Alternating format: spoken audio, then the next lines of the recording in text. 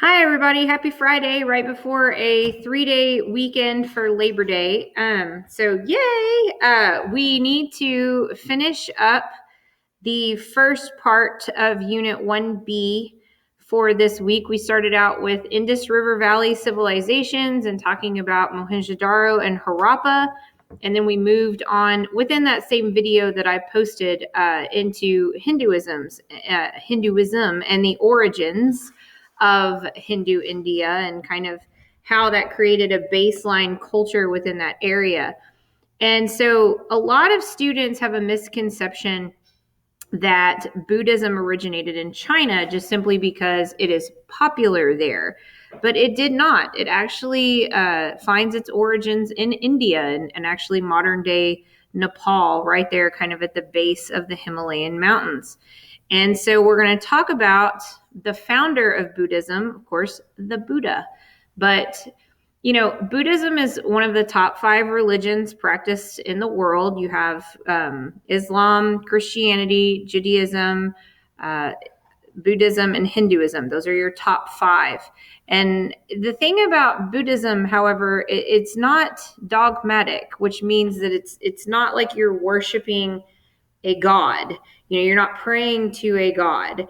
What you are doing is really creating more of a mindset or a frame of mind and a way of life based upon that mind frame.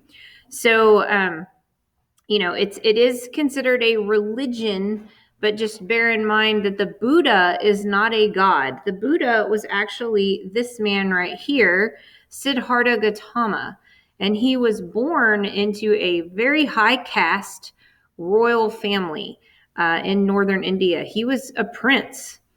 And when he was a little boy or a baby, we don't really know the exact age he was, but a wise man, they called them sages, he came to the palace and told his parents that their son would either be a really incredible king, like a great political leader, or that he would turn into an incredible religious leader. Well, we know which prophecy came true, don't we?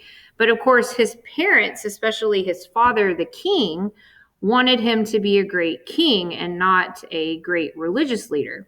So to try to get Siddhartha to go that direction, they kept him in the palace and just spoiled him rotten throughout his childhood.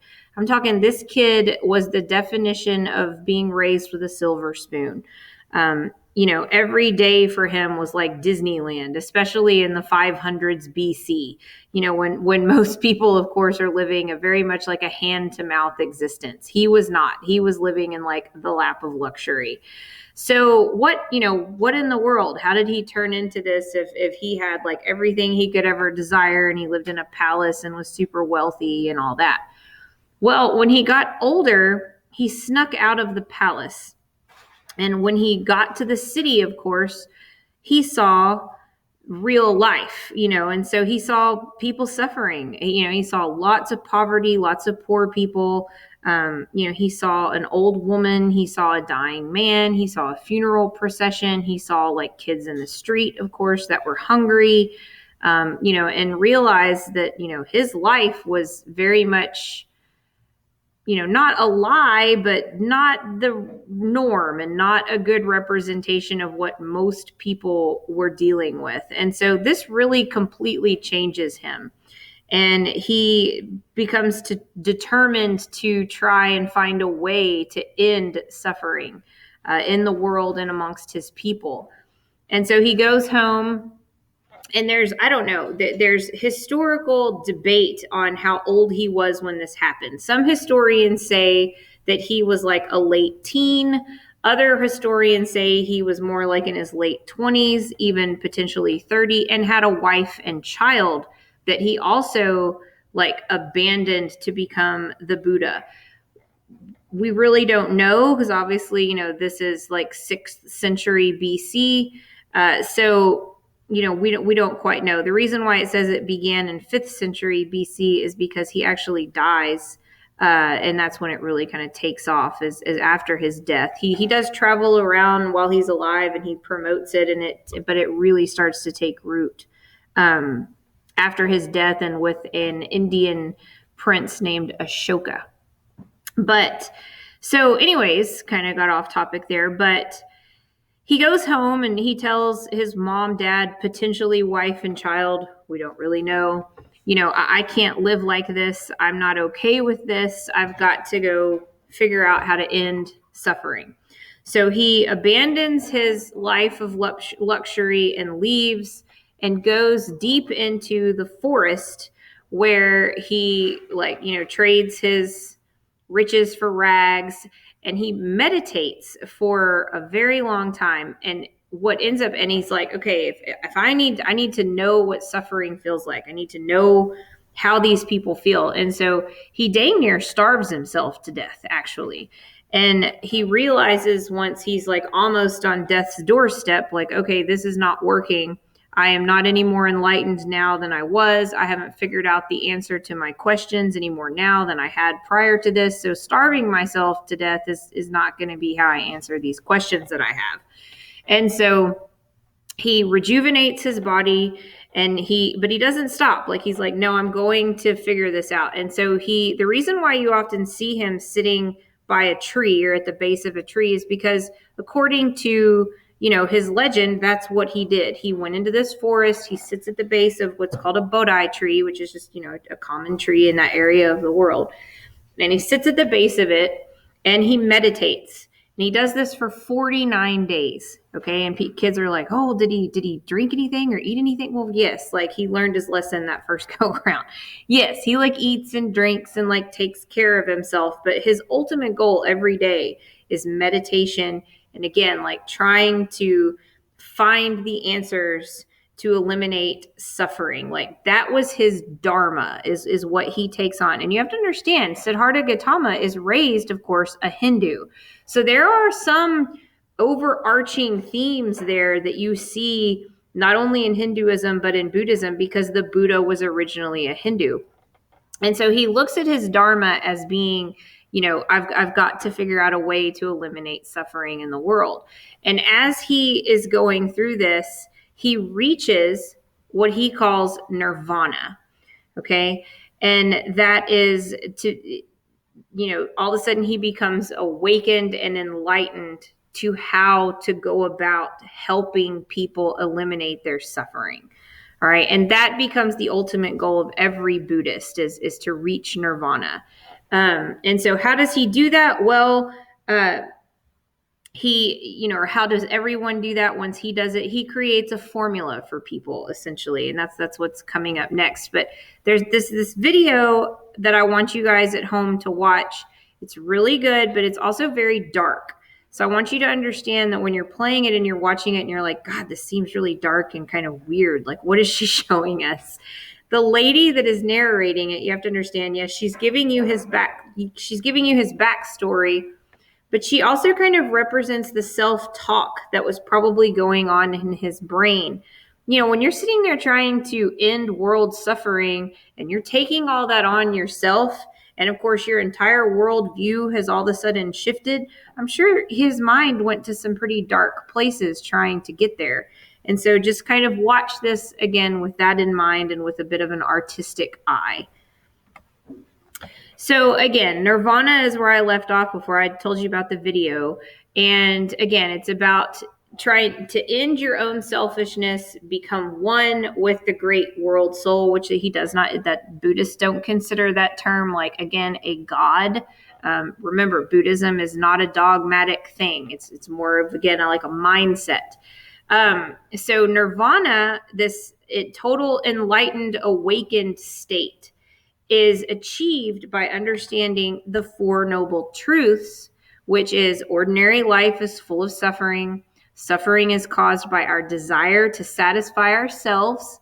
The way to end suffering is to end desire for selfish goals and to see others as extensions of ourselves, and then to follow the Eightfold Path, which is coming in the next slide. So if you take a good look at all of this, it's all about, stop being selfish. Be more selfless, treat others in all reality the way you wish to be treated, the golden rule. Don't become so greedy and selfish, that all you're ever doing is want. You need to think about others, and that will help you to not have suffering. And so, that's why the number one thing in the Eightfold Path is the right view, which is knowing the Four Noble Truths. And then you get into right intention, resolving to reach enlightenment. Like, this is a constant resolution. This isn't like on January 1st every year, you're like, well, I tried for like a couple of weeks, but it didn't work out for me, so I'll try again. No, this is like a lifetime resolution. Right intention, right speech, speak truthfully and with kindness. Obviously that's just be a good human. Right action.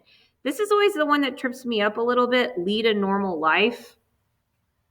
Normal is a very subjective term, especially when you're talking about people's lives and of course like the different intricacies that go into that. So I've always been curious to speak to an actual Buddhist and ask them what does that mean? But I have yet to come across someone that is Buddhist to ask them. I've talked to Hindus, I've talked to Muslims.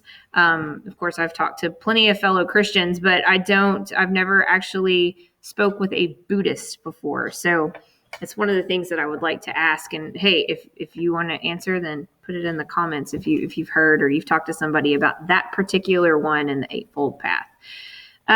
Right livelihood, working in a responsible and harmless way. Right effort, ceaseless, unwavering striving to enlightenment. To me, that kind of ties into number 2, right intention. Right mindfulness, controlling our thought. I'm a huge believer in that. I'm a big believer that positivity breeds positivity. I believe that it's contagious. I also believe that negativity breeds negativity. So one of my challenge today to my in-person students, and I'd like to challenge you guys in my online little universe out there, we have a tendency as a society to be very cynical and very sarcastic and therefore kind of negative. And I challenge you to not be like that all that often. I've experienced a lot of things in my life that have, I could have become very negative and I could have been bitter and I wasn't, because that really doesn't help you and it doesn't help anybody around you. And so, I challenge you to control your thoughts and be more positive and even if your circumstances aren't that great, try to find the silver linings and try to find the positive where you can, because I promise it will make a difference. So right mindfulness, I'm a big believer in that one. And then right concentration, which is, of course, meditating to see the world how it is. Meditating, obviously, if that's exactly how he found his way to nirvana, that's a pretty big part of Buddhists practicing, their faith or whatever you want to call it, their mind frame. So if you've never tried to meditate, it's actually really hard. I've tried to meditate a couple of times. And of course, meditation is really, truly trying to clear your brain, to where you're really not thinking about anything. It's almost like you're awake, but you're asleep. It's really hard. I've yet to be able to do it. I have too many mom thoughts going through my brain. Like I'm laying, or, if I'm sitting there in my quiet room and I've got my little situation where I'm like, okay, I have my quiet, I have my little space about me and I'm going to try to clear my head. I'm like, well, I need to be doing laundry. Do I need to go to the grocery store this week? I wonder, because I can't get my mind to stop. And so I hope that you have better success at trying to meditate than me, because I'm not that great at it. But in addition to the video that you watched about Siddhartha Gautama, this is also a really great just little intro video. Oprah Winfrey does a series on all kinds of religions where they're just real brief videos that give you the basics, and that's really good. And then this is also a really good video that we watched in class. So again, online kiddos, that's why I tell you, watch the videos that go along with the PowerPoint, because they will enhance the lesson. So that's it for today, Friday, September 4th. And I hope y'all have a wonderful Labor Day weekend and enjoy your 3 days off. That's my son going, bye. Bye. So see you later.